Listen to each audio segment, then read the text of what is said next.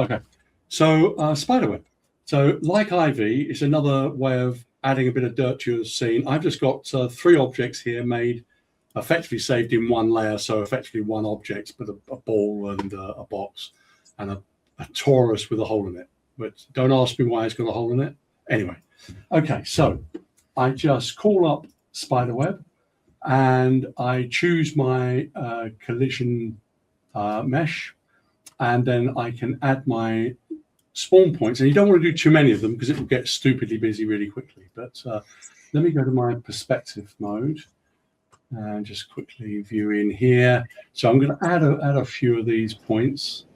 Let's do maybe one up in that corner. Do another one around there. And you can see it really just works super fast. And obviously I'm just putting nulls on it, but I mean they're clicking on it beautifully, so which is good. They didn't, by the way, at one point. so there's our object. Obviously it's going to be fairly hefty. All we do to activate that is hit the space bar, which is exactly the same as Ivy, and it will create a spider web. There we go. So we have several things it can do. You can do like a cobweb, and it can do a spiral web. I'm concentrating on the cobweb, but it will do full spiral webs as well, if that's what you prefer. And you can do a radial, spiral, the droplets, all the usual things. Now, it has very slight color coding, and that's simply to group everything into groups that obviously affect the same area. So just bear in mind, that's why we've done them. We've tried to be as subtle as possible, but it really does help when you're actually messing with it. So you can see our object there. There's no real gravity on that, which is a bit of a shame. So what I want to do is add some more gravity. So let's add 70% more gravity. And now we've got the mesh sort of bending underneath, looking substantially more real. So we've got here the strands, bridges, rungs. So the strands are the lead ones that point to point. The bridges are going in between a strand across to another bridge or another strand attaching in between. Rungs are the little bit that go in between that dirty up the mesh, if you like, give other lines. And obviously all of those are adjustable and controllable and so on. We also have web thickness, so we can adjust that. I'm going to take that down to 0.5. And that shouldn't, I don't think that will adjust the, no, it won't adjust the measurement. Oh no, that did, okay. All right, so there we go. So we've got now a much finer detail on that, and obviously it's a much finer looking mesh. So we also have the ability to add droplets onto the mesh as well. So there's 2 situations where you might want to do that. You might want to do it for morning dew, so you might want to put little dew droplets on it.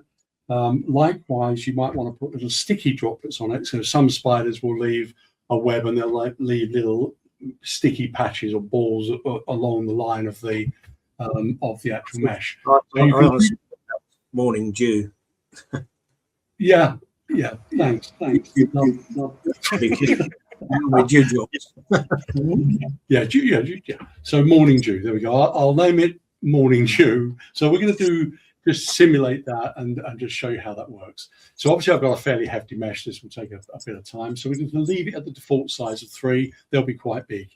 So turn that on, wait, and there we go. So if I zoom into those, you can see those sitting on the morning dews. Hey. Hey. Right. So likewise, I mean, that's obviously they're fairly big. So that's perfect for those situations where you're doing morning dew. But if you want to do like the little sticky patches, you can take those down to, let's say, 1.2. Again, it will regenerate those, takes a bit of time. And you can obviously turn off the gravity so they don't stick underneath. They can then stick more on it. But you can see they're still underneath, and that's because the gravity is set to 50. But effectively, that gives you a really good way of controlling that. So just to let's put the VPR on that so you can see that. Oh, that's normally refreshing faster than that. Why is that not doing? Is that because there's? Oh, yeah, it's because it's fairly dense mesh, right? Okay. Yeah. So obviously that's with VPR. You can see it straight away. Obviously, you want that to resolve, but it's you instantly have a really good mesh. Will that work with Octane? Yes, of course it will. So you can take that across to Octane as well. And obviously we haven't surfaced that, but you could surface that as well. Juice, did I send you the renders for the? Yes, you did. Okay, so let me just finish the explanation, and then you can show them. All right. All right. So I suppose that ultimately you get, it's very easy to understand. So it's effectively your setup. You've got then your cobweb control, and then your spider's web control if you want to do that kind of web. But it's perfect for putting in the corner of ceilings, or one on a chair leg to the seat, I don't know, piece of wood, whatever, or a corner of a door, whatever the case would be. Just again adding that little bit of detail that you normally would not bother with because it's just too darn difficult. I mean, imagine trying to make that. It would take you an age. So it's kind of one of those things that is going to speed you up dramatically, and give you, sort of a fantastic way of adding those things now, like the IV, in seconds, not hours and hours and hours and hours of work, maybe days of work.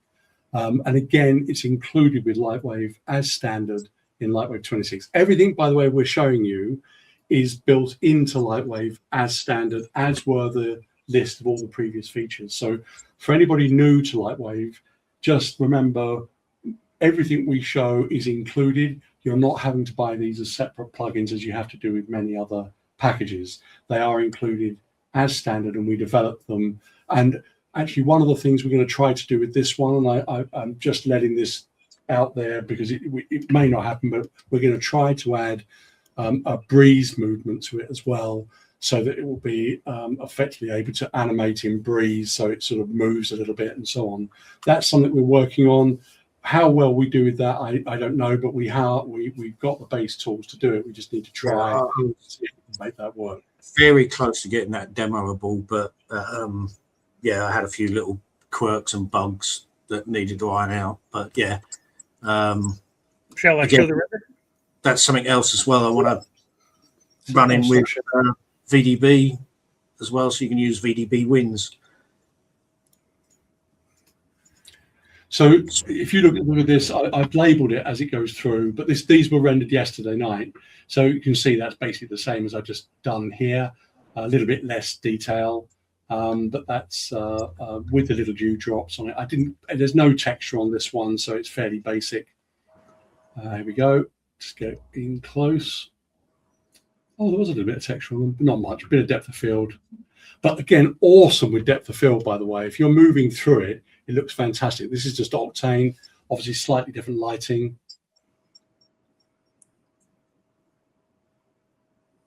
That just looks fab, doesn't it, straight away? And obviously you could refine that, go a little finer, might make it a bit better. That's kind of cool. But you can see with depth of field, how cool would that be in an animation, just to add that little bit of detail, going through a web into a window, whatever the case may be. But do you want to run that one more time, Bud? And doing it one more time, yeah. Thank you, sir. So that's the spiderweb plugin, again included as standard. I have to say, I started playing with this probably about 3 or 4 days ago, and it's one of those things you just keep on going. You just keep on trying new things, and it's fab to use. Really easy, and really fun to animate with. And because obviously you can see the geometry, so doing things like depth of field and those sort of things with it are just easy. And you can see what you're clashing into. You just move the camera. This was a prime example. I think I did the one after this where I go through it.